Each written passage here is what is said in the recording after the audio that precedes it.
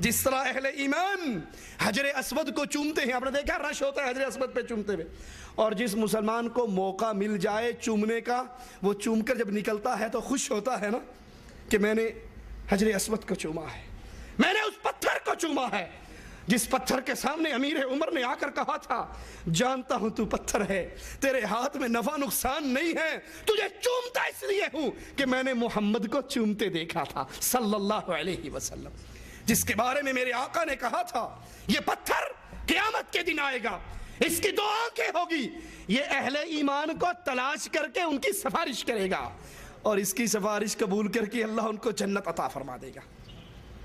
जिस तरह हमने बैतुल्लाह में हजरे अस्वद को चूमते हुए लोगों का जोश देखा, इसी तरह हमने लाल शहबाज कलंदर की कब्र को चूमते हुए लोगों का इज्तिमा देखा, और छोटी सी खिड़की है जिसमें मुरीद दाखिल होकर सर दाखिल करके बाबा लाल शहबाज कलंदर की दरगाह को चूम रहे, और जो चूमने में कामयाब हो जाता है वो बाहर निकलकर या अली मदद के नारे लगाता है।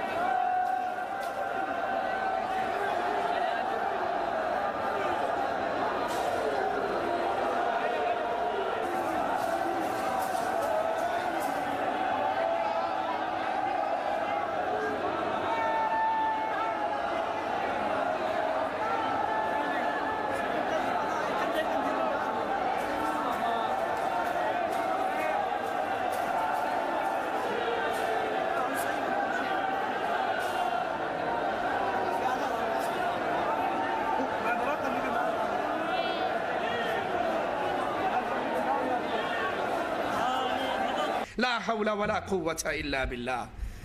है अहले तौहीद, ये तौहीद की दावत की जिम्मेदारी तुम्हारे सरों पर है, तुम्हारे कंधों पर है। मुझ समेत हर भाई ये गौर करे, अल्लाह की तौहीद का ये आवाज़ा मैंने कहां तक फैलाया है। जितनी मेरी ताकत है उतना क़यामत के दिन मुझसे सवाल होना है। अहले ईमान हज करते हुए मीना में जाकर रमी करते हैं या नहीं? वो मंजर आपके सामने है मीना में रमी करने का।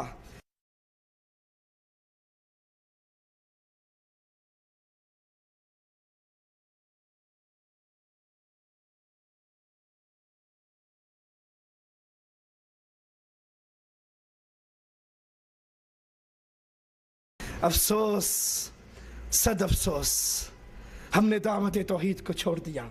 कोई फजाइल की दावत पे चल पड़ा, कोई नमाज की दावत पे चल पड़ा, कोई सियासत और जमहूरियत के पीछे चल पड़ा। किसी को कुर्बानी की खाल इकट्ठी करना इतना पसंदीदा मशगला लगा कि उसने दावत तौहीद को एक साइड पर रख दिया। और अहले शिर्क इस बैतुल्लाह का पूरा मुकाबला कर रहे। हमने वो मंजर देखा, लाल शहबाज कलंदर के दरबार के हाजी तवाफ करके 7 चक्कर काट के दुआ मांग के झूले लाल में चंदा डाल के फिर एक ढेरी बनी हुई वहां पे आके 7 पत्थर मारते हैं। ला हौला वला कुव्वता इल्ला बिल्लाह। और पत्थर मारने वाला, एक पत्थर मारने वाले से पूछा गया ये क्या करते हो? कहा हाजी साहिबान जिस तरह मदीने में जाते हैं और मदीने में 3 मकाम बने हुए हैं पत्थर मारने के। 3 मकाम कहाँ बने हुए हैं? मक्का में। और वो कहता नहीं मदीने में बने, इनका हज मदीने में ही पूरा हो जाता है, इन्हें मक्का आने की जरूरत नहीं पड़ती। कहा मदीने में 3 मकाम हैं, वहां पत्थर मारे जाते हैं। और वो पत्थर क्यों मारे जाते हैं? एक जगह पे शैतान ने आकर इस्माइल अलैहिस्सलाम को बहकाया, उसे वहां पत्थर पड़े। दूसरे मकाम पर शैतान ने आकर हाजरा को बहकाया, उसको वहां पत्थर पड़े। तीसरे मकाम पर इब्राहिम अलैहिस्सलाम को बहकाया, फिर उसको पत्थर पड़े। वो 3 मकाम है शैतानों को कंकरिये मारने के। इसी तरह ये मकाम भी शैतान को कंकरी मारने का है। क्यों? यहां पे लाल शहबाज कलंदर बैठा करते थे और जो उनके मुरीद आते थे तो यहां पे शैतान उनको रोका करता था कि तुम शहबाज कलंदर के पास क्या करने के लिए जा रहे हो? तो यहां हुक्म हुआ कि इसको पत्थर मारो। उस्मान मरवंदी के पास जब लोग आते थे, इसको लाल शहबाज कहा जाता है, जब लोग आते थे तो वो शैतान रोकता था आगे न जाना। फिर इस जगह पे हुक्म हुआ कि इस शैतान का मकाम है 7 कंकर मारो।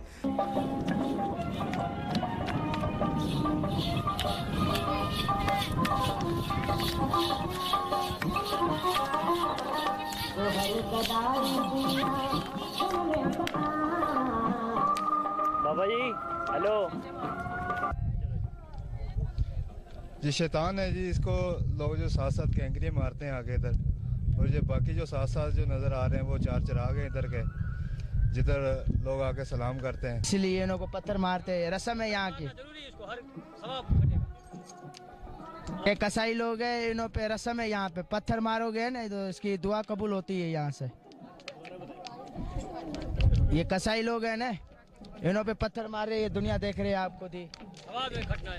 मैंने इस पे मैंने दुआ कबूल होती है साईं की।